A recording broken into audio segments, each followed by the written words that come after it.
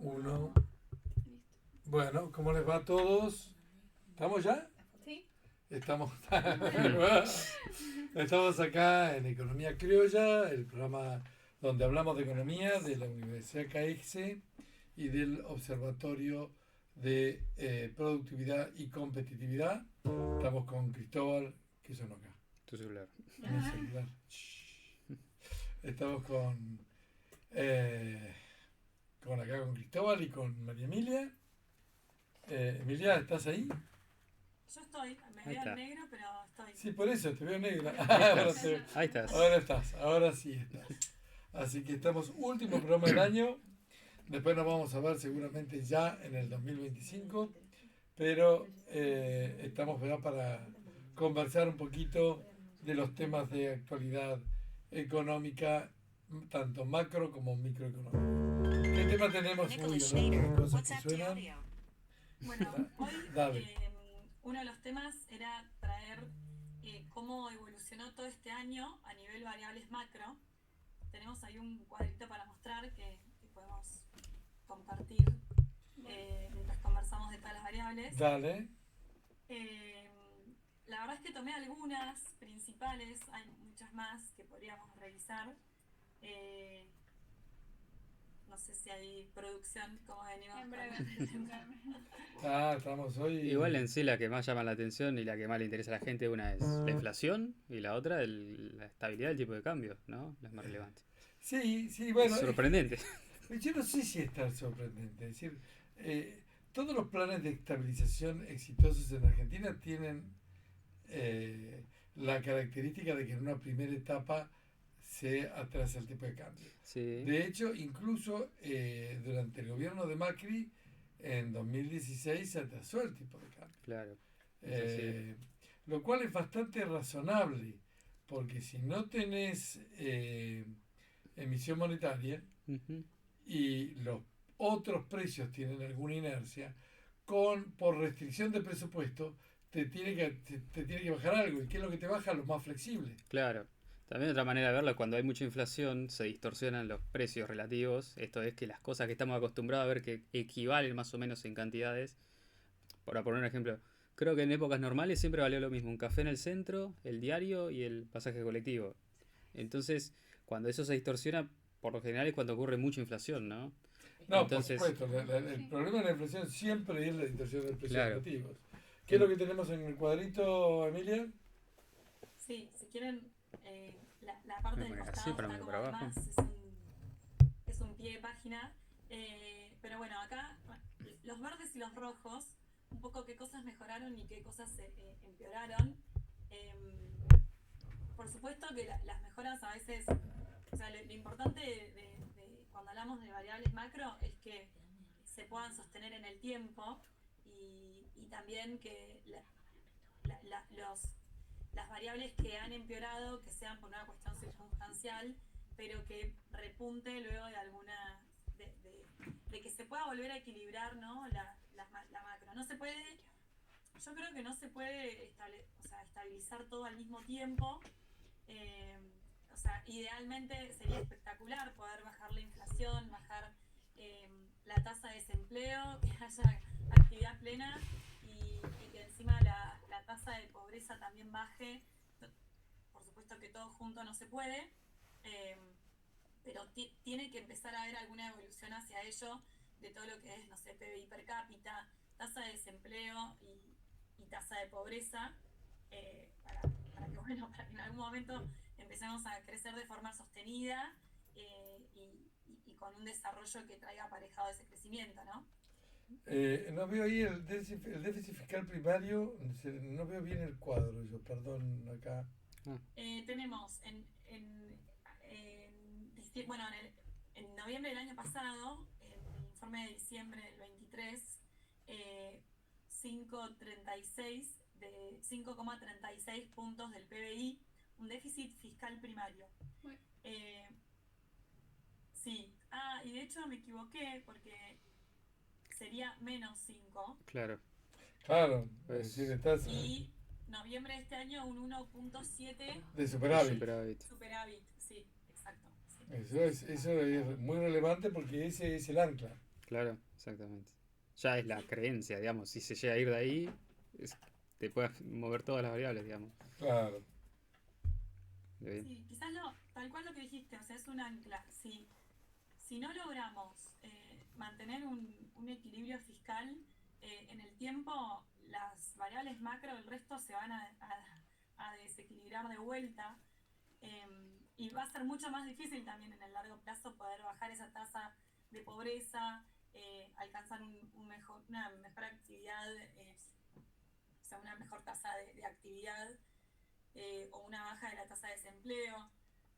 Eh, También es cierto que hay mucha informalidad hoy, y cuánto es lo que se capta en las estadísticas, ¿no? De toda esa Bueno, la informalidad. encuesta de salarios da que por primera vez el salario del informal le ganó a los salarios formales. Sí. Es impresionante. Entonces, El salario público muy por debajo del resto también. claro, el que está ajustando mucho es el salario del empleo público, que es lo que no pasaba en la gestión anterior. Exactamente. Sí, exacto. Ni hablar en la pandemia, en la cuarentena. También un poco, Eran de los pocos salarios que aumentaban. claro. Vale la pena decir también eso que decías de las variables que están, digamos, peor que el año pasado. Es bueno, justamente es el costo de empezar a hacer las cosas como se deben, ¿no? El costo de hacer el ajuste y tratar de generar un contexto para generar un crecimiento verdaderamente sostenido y que no sea cíclico, como veníamos haciendo todos estos años, ¿no? Entonces, que con una inflación de más de 200% uno pretenda que se va a arreglar todo en poco tiempo, digamos. Pero aparte, 10 años con crecimiento estancado. Es Claro, decir, hay que entender que si vos podés decir, bueno, tengo una recesión de un año, de 2 años. claro. Ahora, cuando tenés una recesión y volvés a rebotar al nivel anterior, y volvés a caer, y volvés a rebotar al nivel anterior, Mm. y estás estancado durante 11 años, algo en el modelo no está funcionando. No, claramente. Desde Sí, 2011, creo, ¿Sí? empezó Sí, sí, el sí. primer cepo. ¿Sí? bueno, Mm. de los programas que sobrevivieron a todo lo que hace el BID o Banco Mundial en Argentina, tiene que ver con todo lo que es la contención social, justamente porque ante los ajustes que ayudan a llevar un equilibrio fiscal, hay un montón de gente que lo sufre. En Sí, realidad pero sufre de forma general. fíjate, a ver, pero tratemos de encarar los mitos. Si hicimos un ajuste fiscal extraordinario, durante los 4 años de Alberto Fernández, el salario informal cayó casi un 30%. Y no, y se ajusta por inflación también, ¿eh? Eso también es importante decirlo. ¿Qué quiere decir que se ajuste por inflación? No, que la economía siempre por algún lado ajusta. No, está Ah, bien, pero a ver, el punto que quiero marcar es esto. Los más pobres son los que cobran el salario informal. El modelo No de los cuatro. siempre, no siempre ahí, porque también tuvimos como con todas las restricciones a las importaciones y exportaciones, el cepo y la brecha cambiaria también generó que un montón de gente de, de ingresos medios o altos también No, yo no redujeron sus ingresos. discuto eso, no discuto esa realidad. Pero lo cierto es que el salario informal es el salario del más pobre, es el que hace la changa, el que labura en negro en la construcción, el tipo que labura en el campo de manera estacional. Es decir, no, el empleado normal tiene un salario en blanco. Puede ser que parcialmente tenga algo en negro, claro. pero tiene un salario en blanco. Parcialmente en blanco, diría. O parcialmente en blanco. Diría Es yo. cierto que hasta el más rico percibe algo en negro en la República Argentina. Mm. Eso que vos decís es real. Pero estamos hablando de la remuneración. Remuneración de lo que el informe del INDEC divide entre ingreso formal, ingreso informal e ingreso público. Ese, durante los 4 años de Alberto Fernández, cayó dramáticamente. Y el formal y el gobierno y el empleo público se mantuvieron junto con la inflación. En estos 9 meses, ese salario, el ingreso informal, creció un 15%. Creció más que el público y creció más que el formal. Es decir, eso se revirtió durante estos 9 meses. ¿Crecimiento Eso, real? ¿Crecimiento real? Decís. Crecimiento, no. Crecimiento nominal. Ah, ok. Crecimiento nominal. A ver, déjame pensar. No, crecimiento real, perdón. Real. 15% en términos reales. Esto es ajustado por inflación. Ajustado por inflación. Ok. Ese es un dato muy interesante que habla de que el reacomodamiento de precios relativos orientó el salario desregulado para arriba, que se explica bastante bien por el hecho de que de que los alimentos, de que todo lo que consumen esta gente fue lo que más se quedó.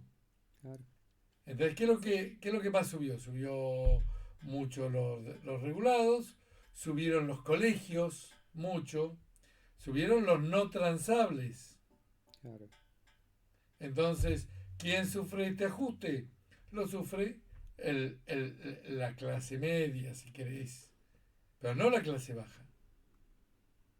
Es interesante para tratar de entender la dinámica de un plan de estabilización y por qué este plan de estabilización sorprende a los políticos que creían que un ajuste iba a ser impopular y resulta que la gente se lo banca. Sí, la realidad es que también tenés un montón de gente que depende hoy de contenciones sociales, que dependen de derogaciones estatales, y que eso va a seguir pasando, porque estructuralmente es así.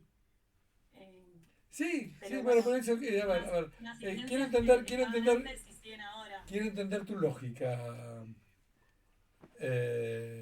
No, mi lógica es que, o sea, hay todavía un gasto social importante en el presupuesto nacional, porque hay que contener un montón de gente que en ese... Está bien, estamos de acuerdo. Pues ese tipo ya no hace piquete, por lo tanto tiene tiempo de ir a hacer changas. No, también se recortó el intermediario, ¿no? Para que la Claro. gente llegue. Eso es un ajuste enorme, ¿no? Que decían, de toda la corrupción que había detrás de eso. Bueno, y yo creo que ahí una de las, o sea, la gran batalla es la inflación. O sea, pasamos de un 12,8% mensual en noviembre del año pasado a un 2,4%, que fue la que publicaron ahora. Es como que el 2,4 parece poco, sigue siendo alta, pero veníamos mal acostumbrados. Eso fue súper positivo, creo, en todo este año de gestión. El PBI per cápita si bien está empezando a repuntar el nivel de actividad desde un valle, ¿no? Desde una baja que se dio después de el cimbronazo de la devaluación y del cambio de gobierno y demás. Pero bueno, hoy el interanual está a menos 4% el segundo trimestre de 2024, un menos 4% de variación interanual sobre el PBI. Entonces, bueno, hay una baja que se espera que vaya subiendo, y hay sectores, por supuesto, que ya repuntaron mucho mejor que otros, y bueno, a nivel general creo que va a ayudar que las variables macro se hayan estabilizado o se vayan estabilizando. Después, bueno, la salida del cepo o que se vaya bajando la tasa de Crolimpec también, como para que deje de hacer este efecto más inercial sobre lo que tenemos todavía de inflación. La tasa de desempleo hace un año era de 5,7 y ahora es 7,6, o sea, aumentó. Pero como decís, Carlos, o sea, se compensa con el aumento de los ingresos, remuneraciones reales sobre los informales, que eso es parte también de los indicadores que no se ven. Yo siempre hablo, por ejemplo, de la tasa de pobreza, no mide toda la parte más multidimensional de qué tan intensos son esas privaciones que tienen las personas. La tasa de pobreza es una línea tajante, por supuesto que está bueno medirla porque la evolución en el tiempo es importante, pero en definitiva no es la canasta que se mide, no es la canasta de todos los sectores, no es representativa de todos los sectores y, y hay elementos en las distintas canastas de los hogares que también a veces son canastas más que van aumentando más o menos, y también a qué acceden las personas en un país, porque la tasa de pobreza se mide por línea de ingresos, si pueden acceder a una canasta básica total o una canasta básica de alimentos para medir la indigencia, ¿no? Pero también hay que tener en cuenta todo lo demás, si tienen acceso a la educación, si tienen acceso a una vivienda con determinadas condiciones. Todo eso puede estar dado por determinadas circunstancias, por prestaciones sociales de los gobiernos, por determinadas circunstancias de la comunidad, y la línea de pobreza puede estar marcando una pobreza superior a la que efectivamente es, o peor, o que esté marcando una pobreza menor a la que efectivamente es, porque las privaciones son mucho más graves. Creo que en Argentina todavía tenemos acceso a la salud, a la educación, a ciertos servicios gratuitos que no son menores porque en una canasta no podrían alcanzarse quizás con el nivel de ingreso. Claro. Un poco de eso hablaba Yunus, que fue premio Nobel de Economía en el 98. Él justamente le dieron el Nobel por el tema de que el hambre que pasaba en los países no era simplemente por un tema de la cosecha además, sino que tenía que ver un tema de precios relativos en los alimentos. Y él hablaba justamente eso que acabas de decir, de la crítica de cómo se mide la pobreza, de que no es simplemente una línea de ingresos, sino que existe una pobreza estructural, ¿no? Que como bien decía, un acceso a agua potable, si se quiere, o electricidad, o, Sí, o ciertas o condiciones. incluso la valoración.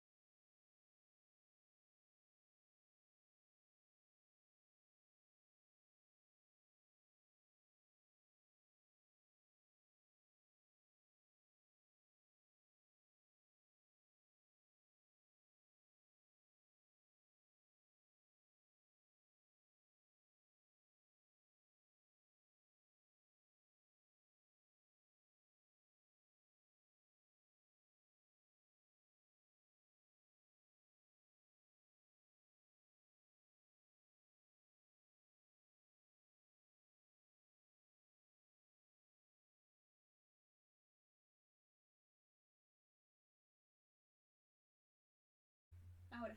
Ah, muy bien, hemos vuelto. Mm. La culpa no fue nuestra, quiero decirlo. No, no vamos a echarle la culpa a la plataforma, pero alguien por ahí está desenchufando cosas. Hablabas, Emilia, vos creo, de... Sí, hablé Dale. de las variables macro, de cómo cambiaron del año pasado a este, y otro de los puntos que me parece que está bueno, brecha del dólar blue versus el oficial. El año pasado estábamos en 8,63% al 30 de noviembre, y este año, o sea, se dio vuelta al revés, a 3,98. Pero 8,63% me parece poco, era más. Del blue al oficial, no. El año pasado 8%. Después de la evaluación puede ser. Sí, pero estamos hablando de... tenemos que comparar 10 de diciembre contra 10 de diciembre. La evaluación fue el 11, 12. Fue este gobierno. Comparé... No, claro. Claro, porque era- Comparé 30 de noviembre. Ah. A ver, No, pero- pero 30 de justamente. noviembre. Podríamos ver después. Igual era 360 el oficial y el Blue estaría 1200. Claro, por eso era como 120%.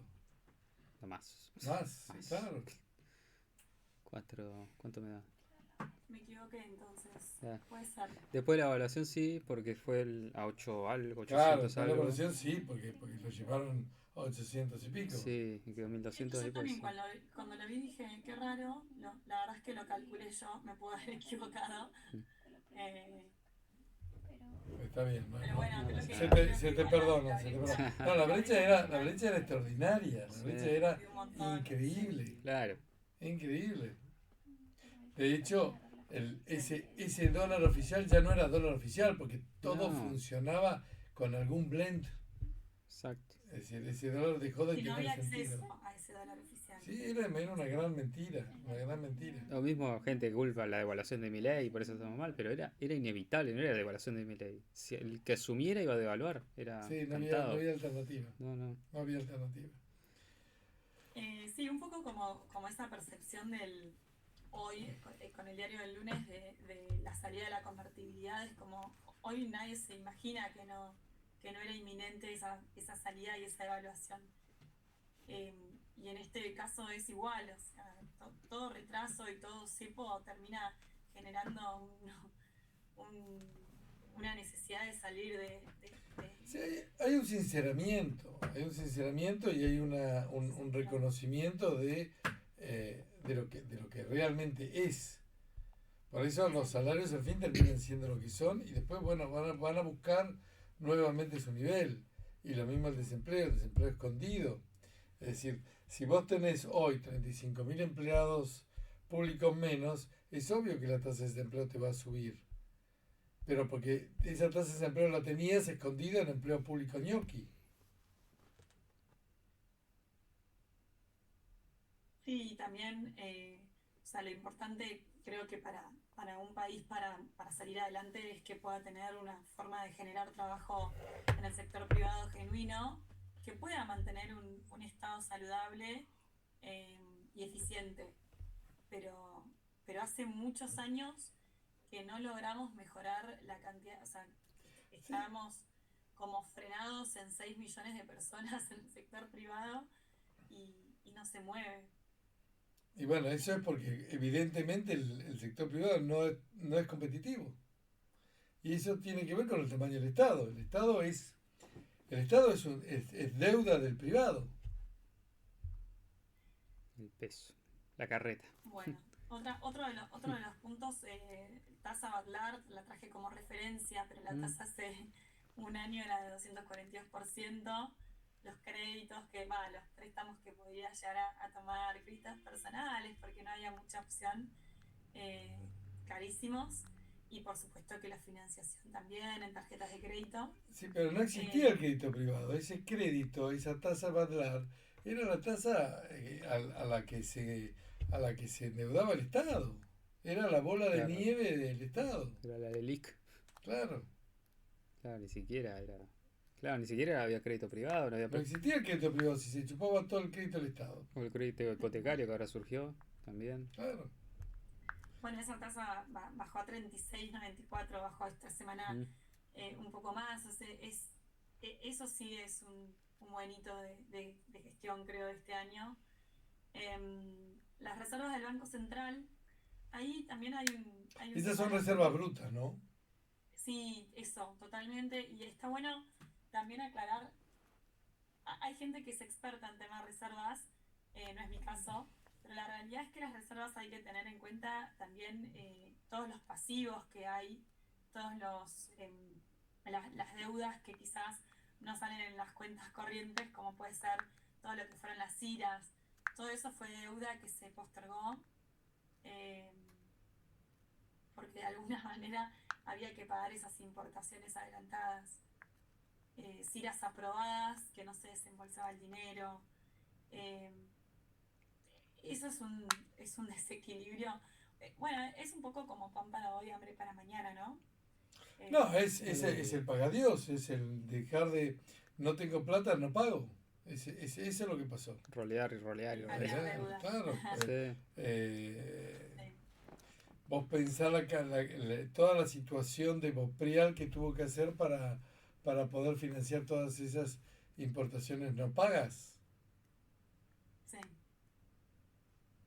No, Sí, bueno, eso la se situación, puede la situación de quebranto a diciembre del 23 era realmente extraordinaria. Era realmente extraordinaria.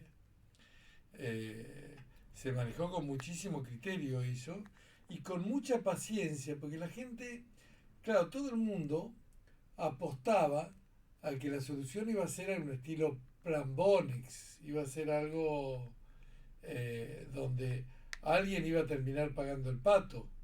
Sí, igual las Lefi algo de eso tienen, ahora que no están más las Lilix. Pero bueno, también están las ¿Por qué decís LECAPs. que tienen algo de eso? Las Lefi no son en algún momento se van a tener que pagar. Claro, se están acomodando, digamos. Sí, sí, sí, está el interés garantizado por el Tesoro, que no va más por el Banco Central. Y Pero bueno, además, si hay superávit, por equivalencia ricardiana, eso es financiable. Sí, sí, sí, sí. No, ni hablar. El tema del crecimiento del stock de ese LFI. Pero bueno, en sí, si está acomodado por el Tesoro no, y se mantiene la No, promesa de superávit fiscal, no. la pregunta es si vos eso lo terminás licuando y se lo pateás a alguien, ahí estás teniendo un plan Bonex. Alguien, es decir, hoy la LEFI, ¿quién las tiene? Los bancos. Sí, no, gran ¿Correcto? parte de los bancos. Eh, no hay un problema de falta de solvencia en los bancos. Si hubiera una corrida, ¿Mm? lo que vos tendrías que tener un esquema plan Bonex o algo como para acomodar ese tema. Claro.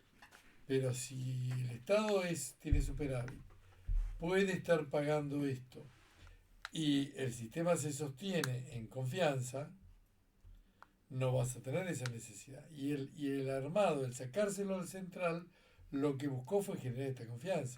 No, ni hablar, ni hablar. Yo le digo porque algún riesgo tiene que tener. Claro, Podría pasar algo internacional que te hagamos la aguja, que la gente no quiere invertir en Argentina, pero sí, sí, ese es el único peligro que veo. sí, Lo otro que sí. veo también que antes los bancos solo compraban LELIX, digamos, y su negocio era comprar LELIX. Ahora están las LECAPs, entonces lo que hacen es un poquito es arbitrar, se llaman. Van viendo qué les conviene, qué les paga más. Entonces por un tiempo iba bajando el acumulado del EFI y empezó a remontar la LECAP. Ahora está pasando un poquito al revés, están empezando a acumular más LEFI, pero porque bajó las tasas de LECAPs. ¿Pero se están emitiendo el CAPS y LEFIs en estos momentos? LECAPs se están roleando, ¿sí? Y las Pero LEFIs se rolean. Se están roleando, no se roleando. están. Roleando, sí. Y las LEFI creo que suben, pero creo que suben al ritmo del crawling peg. Ok, Sí. ok. Sí, lo que. Claro, el gráfico no lo tengo, pero es. Lo que llamó la atención estos días es que aumentó la proporción que tienen los bancos privados, porque antes una parte la seguía teniendo el Banco Central. Como que subió un poquito más de lo que venía subiendo. ¿Qué Pero proporción? bueno, ¿Te acordás qué proporción tenían? no me acuerdo ahora, pero. Sí se veía el total que iba en crecimiento a un ritmo constante, que imagino que es el crecimiento del crawling peg. Ok, Sí. ok. ¿Y eso por qué se explica? ¿Se explica por las reservas negativas? Imagino que sí. Sí, sí. Calculo por ahí. No, mismo el crawling peg, la devaluación que pusieron, pero sí. Yo creo que el riesgo, o sea, el riesgo, lo único que uno miraría con detalle es eso, la evolución de las LEFI, si se quiere. Después el resto ya está solucionado lo que es el Banco Central y está solucionado lo que es el Tesoro. O sea, si lo mantienen está todo bien. No, Pero no, el bueno, hecho de tener superávit. Si se sostiene el superávit fiscal, yo creo que eh, el solo hecho de que el Estado no esté chupando recursos claro. ya es un alivio para el sector privado. No, Si seguro. a eso le sumamos la baja de la inflación, es decir, que es una baja de presión impositiva real, Mm, la situación es muchísimo mejor. no, Muchísimo. claro. Hoy hay crédito, hoy si alguien tiene un bache de verano en ventas, se puede financiar perfectamente en el sistema financiero, tasas accesibles y roleando eso a lo largo de todo el año. Eso es muy valioso en términos de capital de trabajo para una empresa. No, ni hablar. Y si sigue bajando el Sí, riesgo de país, capitalización también. claro. Y Totalmente. el riesgo país bajó un montón. No sé si Emi lo tenías ahí en las variables. ¿Cómo? El riesgo país. El riesgo país no lo traje, Ah, pero lo habíamos hablado el estaba. otro día y Sí, bajó Sí, muchísimo y va a porque había seguir. superado los 3.000 puntos Ah, me acuerdo. y ahora está debajo de los 700, no, de los 350. ¿Tocó ahora? No, No, 350 era el más bajo de 2018. claro. No, está en Por eso, 730 por ahí. sí. Pero bajó muy Eh, rápido y va a seguir bajando. Este, Sí, ese es otro punto, porque si bien hoy, bueno, no estamos queriendo financiarnos mucho más, ni podemos hacerlo, nos acerca a poder tener esa libertad de hacerlo, más que o sea, está frenada la emisión, o sea, no hay una perspectiva de querer emitir y para no generar inflación, entonces, claro. no, eh, si bajara el crawling peg rápidamente, yo creo que este 2,4% de noviembre va a romper el 2% y, y vamos a tener ojalá. una inflación para el 2025 sustantivamente más baja. Sí, alrededor de un 30 capaz, Hablan, 30%. hablan de un 30, hay quien hablan de un 25, los más optimistas hablan de un 20, Sí, eh, pero igualmente una inflación de este tipo cambia no, claro. el escenario de manera muy fuerte. Va a haber otra forma de competir, es decir, van a empezar a aflorar los costos argentinos. No, Entonces claro. empieza a ser muy relevante el trabajo de Sturzenegger, las de regulación, Mm, empezar a bajar costos estructurales. Va a ser un año donde ese tipo de trabajo va a ser clave. no, ni hablar. Aparte, anunció ayer, ¿cuánto eran? 3.200 reformas planean hacer. Y también una reforma impositiva importante. Seguramente después de elecciones, ¿no? Porque están las elecciones legislativas, pero sí No, vamos a ver. yo creo que tiene que venir las elecciones legislativas. Seguramente uno tiene que ir colocando paquetes a sacar después de las elecciones. Si la elección es buena, él va a tener la fuerza suficiente como para sacar estos paquetes. Así que va a ser un primer año un primer semestre de ir llenando la bolsa Mm, de paquetes en la legislatura para sacarlos después de las elecciones. claro, la Bueno, motosierra y hablaban profunda. el otro tema justamente que traía era esto de la reforma tributaria, que está como bastante en agenda estos días de los impuestos que pretenden sacar y un poco Sturzenegger hablaba de, bueno, no tiene que ver con los que materialmente aportan a la recaudación, sino un montón de impuestos a nivel de cantidad que aportan poco y que distorsionan un montón el sistema tributario que tenemos. Eh, También un poco los costos de transacción que hay en una economía cuando hay tanta información, hay tanto impuesto cruzado, eso también empantana un poco las formas de la facilidad para operar. Sí, a ver, los países modernos tienen pocos impuestos de base muy amplia. Y eso es lo que deberíamos tratar de tener nosotros. Un impuesto a las ganancias donde todos paguen algo. Un Sí, impuesto al impuesto... ingreso, quizás, ¿no? ¿Eh? Un impuesto al ingreso, porque cuando hablamos de impuesto a las ganancias hay mucha gente que dice, bueno, pero mi salario no es ganancia. En realidad, lo que intenta representar el impuesto a las ganancias es un impuesto al ingreso y debería ser el mejor impuesto de todos, el más progresivo, que tenga buenas escalas en función de los ingresos y que esté, sea mucho más relevante incluso que el IVA en términos de recaudación para Sí, mí. es un impuesto, a ver, es un impuesto, llamarlo impuesto al ingreso, llamarlo como se llamaba antiguamente en la Argentina, impuesto a las rentas, eh, es semántica, es un impuesto al capital, digamos, es el impuesto a la renta del capital, sea capital humano, sea capital físico, sea capital de lo que quieras. Eh, Ese es un impuesto que está en todo el mundo y en general en todos los países desarrollados es el principal impuesto en términos recaudatorios y el segundo impuesto es el IVA. Ese es así, en el mundo son los dos impuestos que realmente existen. Claro. Después hay algunos países que tienen un pequeño ingresos brutos, no, pequeños bienes Bienes personales, perdón, personales, sí. muy pequeño, porque distorsiona mucho, porque quita la alocación de capital en el territorio, porque tiene un montón de defectos, y obviamente en ningún lugar del mundo existe un impuesto como ingresos brutos. Claro. Es un impuesto totalmente ridículo. Oh, Que graba la facturación a los ingresos y no los resultados, ¿no? claro, es terrible ese impuesto.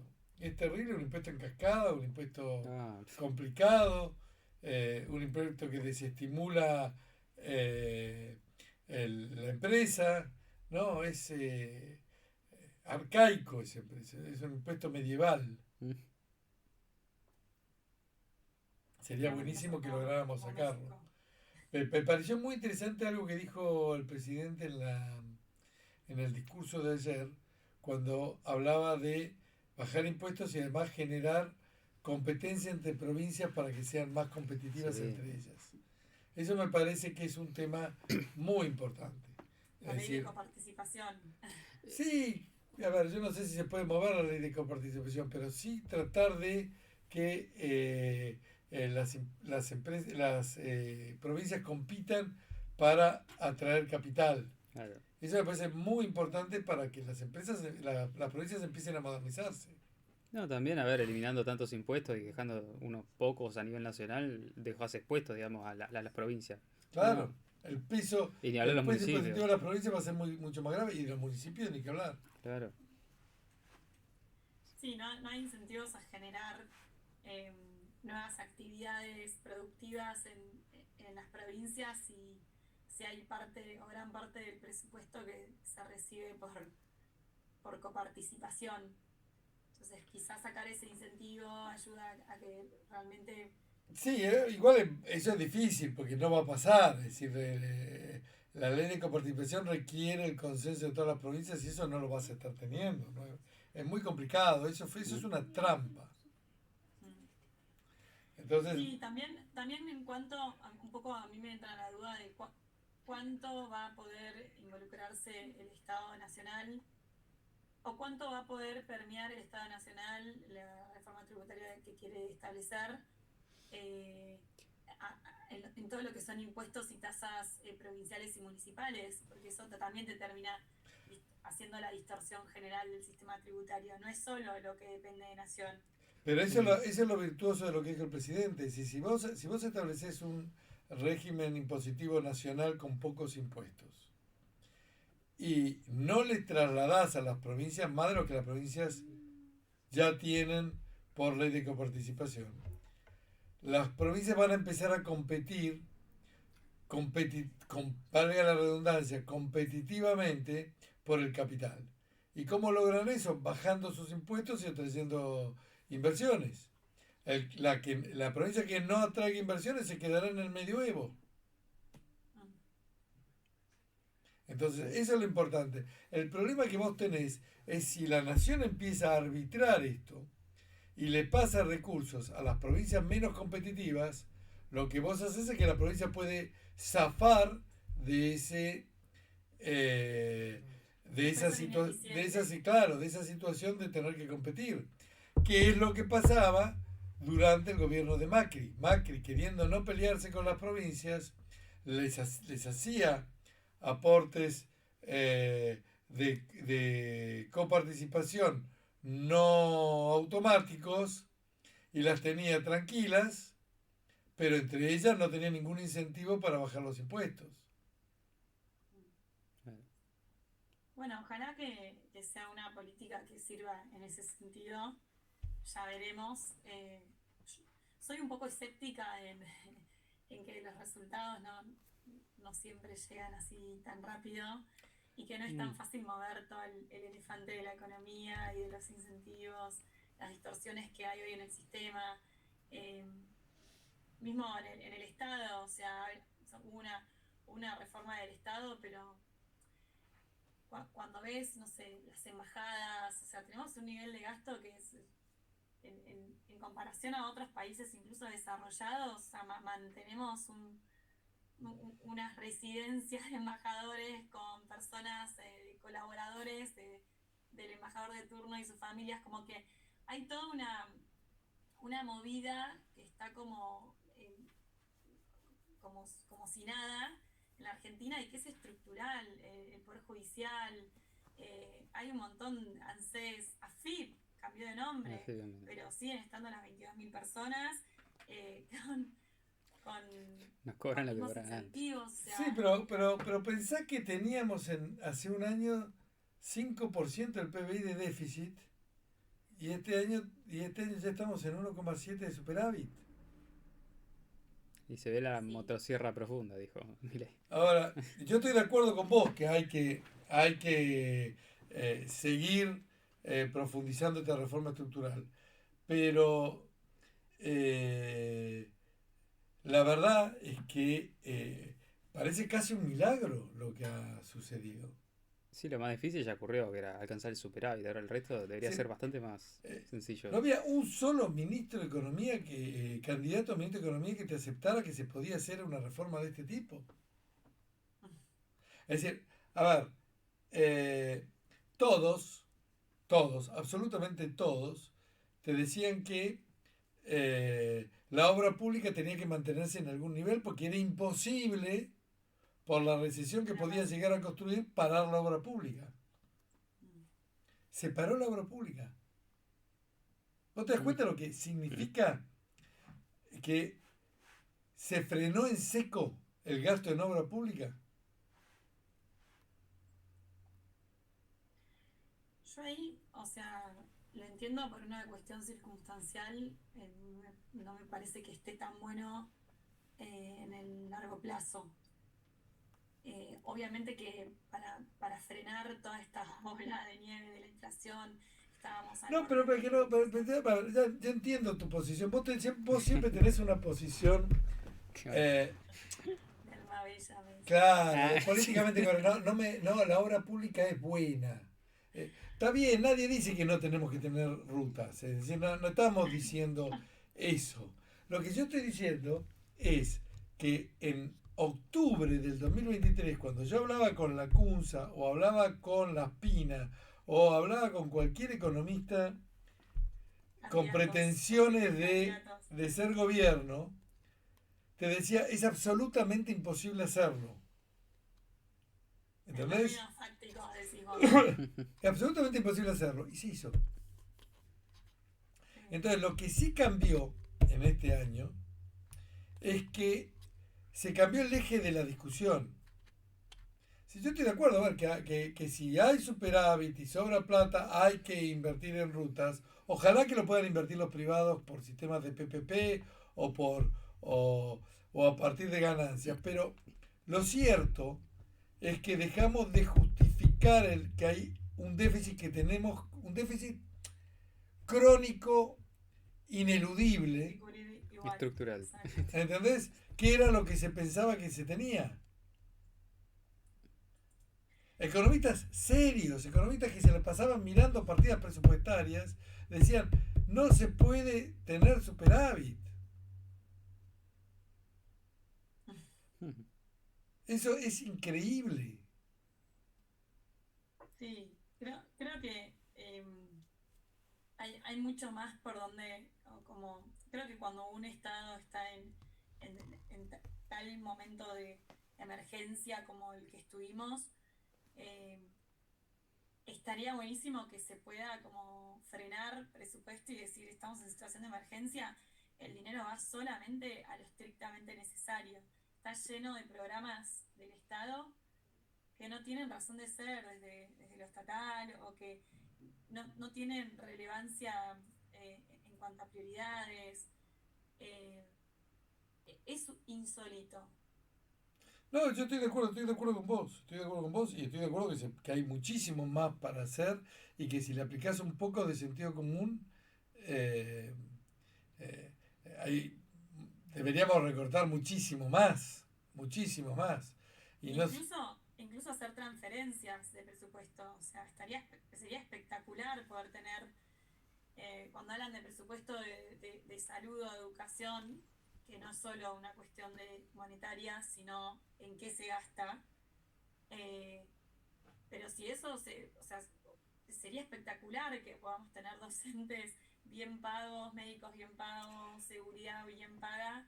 eh, por supuesto con un bono fiscal, con una contrapartida que sea de excelencia, de exigencia. Sí, yo que para eso sí, yo creo que es difícil que te pueda ver. Vos no podés pagar a un docente malo como si fuera un docente bueno, porque es un Por incentivo supuesto. equivocado.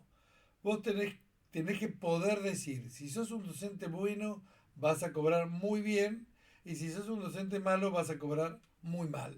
Bueno, ahora los van a empezar a evaluar, no sé si los docentes, pero el No, empleo ahora sí, ahora público. están saliendo el tema de las evaluaciones. Sí, A mí me parece que conceptualmente es un gran tema. sí, Eh, Me parece que de vuelta es hacer cosas medio apuradas. Yo ese tema eh, sí, lleva tiempo armarlo lleva bien, evaluar tiempo. bien, Yo pero ahí, yo creo que de todo el sector público hay muchísimo que se puede estar rascando de ñoquis, de gente que no está yendo a laburar y mandar a disponibilidad todo eso.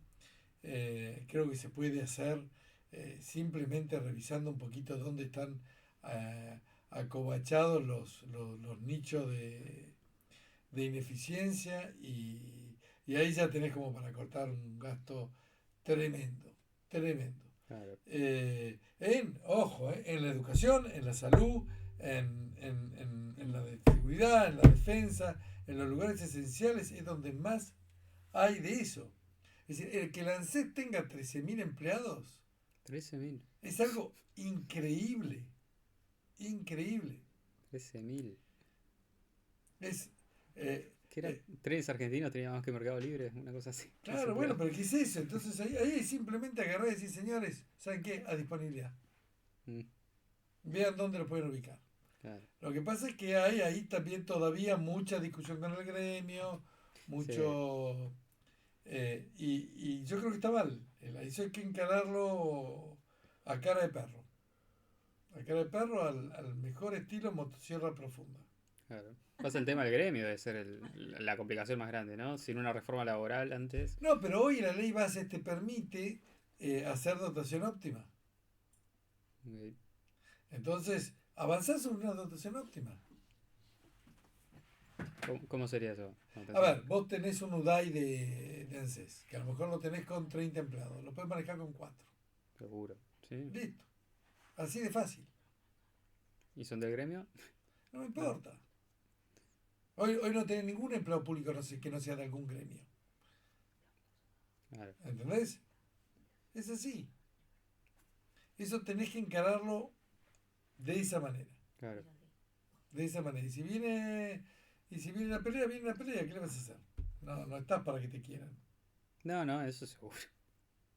No, el tema del gremio, así como se te planta con esas cosas, pero Sí, bueno, a ver, pero es... a ver, ponele que si estás dispuesto a encarar la pelea con aerolíneas, que el gremio Sí, te deja los vuelos en tierra.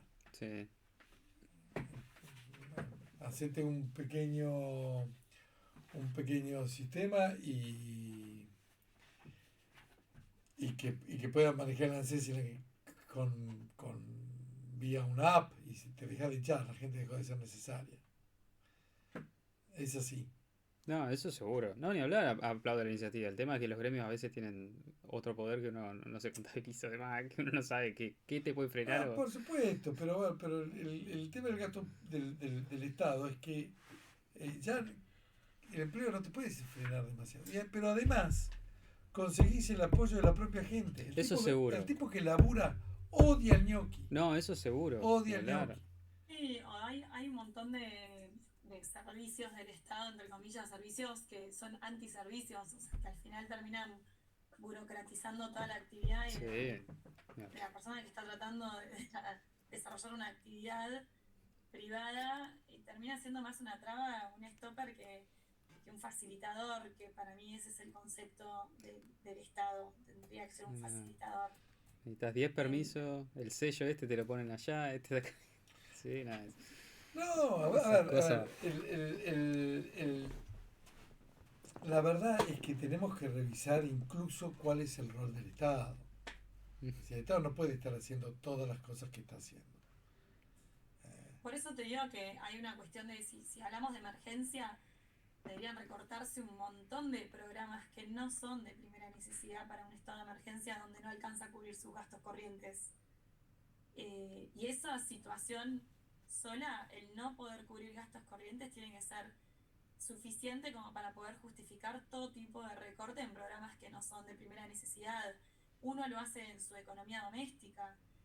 No gastás dinero en entretenimiento cuando no podés darle de comer a tus hijos. ¿Es así? No es así. No lo Cuando Avellaneda tuvo la crisis al asumir el gobierno, dijo voy a ahorrar sobre el hambre y la sed de los argentinos. Es decir, realmente uno tiene que entender que hay ciertos gastos que se puede dar el lujo de dárselos en situaciones de riqueza y que cuando viene la mala no se los puede dar. Es así de sencillo. Pero yo creo que el gobierno en eso lo hizo bien. Y eso es lo que yo estoy diciendo con recortar la obra pública. Es decir, no tengo plata para gastar acá. No tengo la plata. Se acabó. No tengo plata para gastar en aerolíneas. Hagan lo que puedan. Y si no vuelan, no vuelan. ¿Qué le vamos a hacer? Hoy no, yo con respecto a la obra pública creo que me parece perfecto que hoy no hay plata, o sea, son de las cosas que hay que recortar hasta que se estabilice. No, Creo que, te lo, te, te que es de lo, las cosas que el Estado está bueno que se involucre cuando es un Estado eficiente y sano. pero un Estado eficiente y sano es un Estado que hace lo que tiene que hacer el Estado.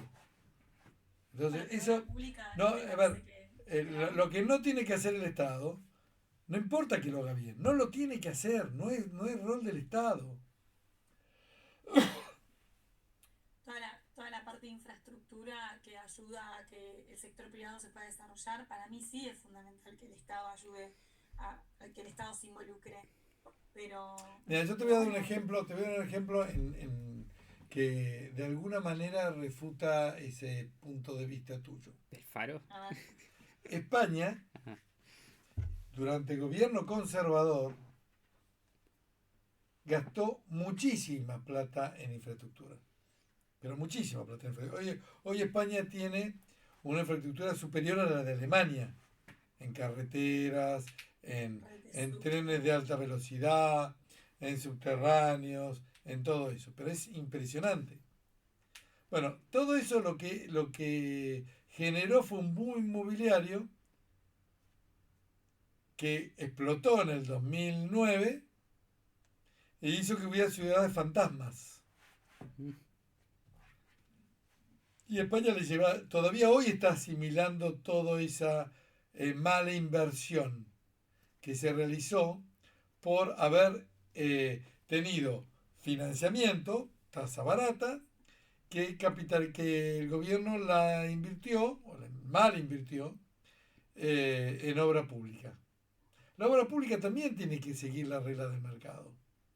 Vos no podés generar obra pública por encima de lo que puede asimilar el sector privado.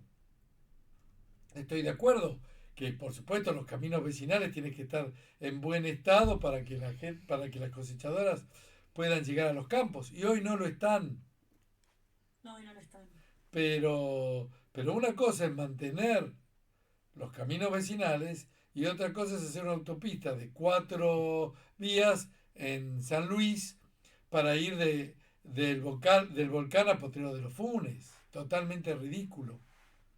Bueno, pero por ejemplo, tenemos vías a la capital que son un desastre. Podrían Pero estar yo no mucho estoy mejor. discutiendo eso. Lo que digo es, Una primero, la provincia, relación de la inversión pública tiene que ir acompañada con la inversión privada. No puede haber más inversión pública que inversión privada porque lo que estás haciendo son rutas vacías. Entonces, eso tiene que una cosa tiene que ir acompañada de la otra. Si una cosa va acompañada de la otra, eso quiere decir que es financiable. Si es financiable, podés hacer un PPP. Entonces, típica discusión durante el gobierno de Macri. Podemos hacer un PPP en la ruta 8 porque la ruta 8 es rentable. No lo podemos hacer en la ruta 5 porque no es rentable. La pregunta es, si la ruta 5 no es rentable, ¿para qué haces esa inversión? Entonces, esa respuesta, eso de... No, es estratégica. ¿Estratégica para quién? Mucha obra pública se hace con fines políticos también. No, y además nadie se pone a pensar de manera contrafáctica. Si yo me gasto 1.000 millones de pesos en una ruta que no es rentable, se la estoy sacando a la renta. Es decir, no estoy creando valor, estoy destruyendo valor en términos estrictamente financieros. No, seguro. Sí, entonces, es muy fácil establecer el comentario políticamente correcto de no, la inversión es buena, hagamos más hospitales. Bueno, ¿por qué no hacemos 14 hospitales en San Rafael?